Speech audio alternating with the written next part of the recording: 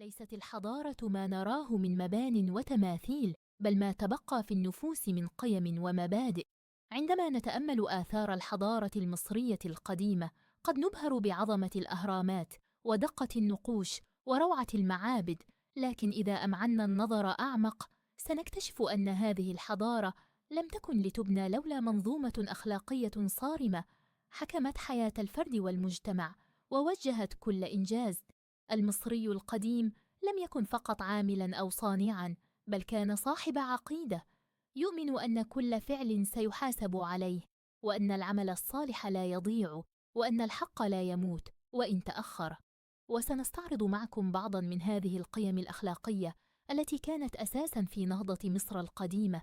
لم يكن النجاح يقاس بالكم بل بالحق، فكانت الأمانة حجر الأساس في أداء المهام. وقد أوصى أحد كبار الموظفين ابنه قائلاً: لا تغمس قلمك في المحبرة لإيذاء إنسان، لا تغش في المقاييس ولا الموازين، ولا ترتش، إن مكيالاً واحداً يمنحه الإله خير من 5000 تكتسبها بغير حق. العدل لم يكن مجرد مبدأ نظري، بل ممارسة فعلية، والملك كان حامي العدالة لا فوقها. تجلى ذلك في قصة الفلاح الفصيح، حين ظلم فلاح بسيط باستيلاء موظف كبير على حماره، فرفع شكواه إلى الفرعون الذي أنصفه وأعاد له حقوقه وعاقب المعتدي. أما عن احترام الوقت، كان الوقت عندهم نعمة لا تهدر وسلوكا يربى عليه الأبناء. قال أحد الآباء في وصية لابنه: اجتهد في كل وقت وافعل أكثر مما هو مطلوب منك، لا تضيع وقتك إن كنت قادرا على العمل، فالناس يكرهون من يهمل وقته. محاربة الفساد كانت من ركائز النظام الإداري، فالقانون لا يجامل والحق لا يشترى. فقد سن المصريون القدماء قوانين صارمة ضد الرشوة والاختلاس، وصلت إلى حد قطع أذن المرتشي ونفيه.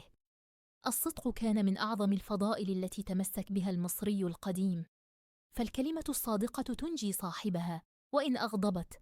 قال الحكيم: آمون إم أوبى، لا تتحدث بالكذب، فإن الرب يمقت الكاذب، ولا تفضلن قلبك على لسانك. إن أسوأ ما يكرهه الرب هو النفاق وتزوير الكلام. العدالة الاجتماعية كانت حاضرة في تفاصيل الحياة اليومية، حيث الكفاءة كانت المعيار لا النوع أو النسب، فلم يفرق المصري القديم بين رجل وامرأة أو غنيا وفقيرا في العمل، وشاركت المرأة في الزراعة والتجارة والكهنوت وحتى الحكم. التحفيز والتقدير كانا جزءا من ثقافة الإدارة، فشكر العاملين علنا كان دافعا للعطاء. وقد كتب مدير ضيعة في عصر الأسرة الرابعة في مقبرته: لن يندم من ساهم في بناء مقبرتي، لقد كافأت كل فنان وكل عامل. الإبداع والابتكار كانا روح هذه الحضارة، ودليلاً على أنها صنعت أدواتها بيدها وأفكارها بعقلها. ويظهر ذلك من تصميم الأهرامات إلى ضبط التقويم، من أسرار التحنيط إلى دقة النقش. فقد كان المصري القديم يعيش بفكر خلاق. الدمج والمشاركة المجتمعية لم تكن شعارات بل واقعة، فالمعيار كان دائماً: ماذا تستطيع أن تعطي لا ما تفتقد. احترم المصري القديم ذوي الاحتياجات الخاصة ووفر لهم الفرص المناسبة، كما في حالة عازف الهارب الأعمى الذي عمل في المعابد لحفظه الترانيم وإحساسه الموسيقي.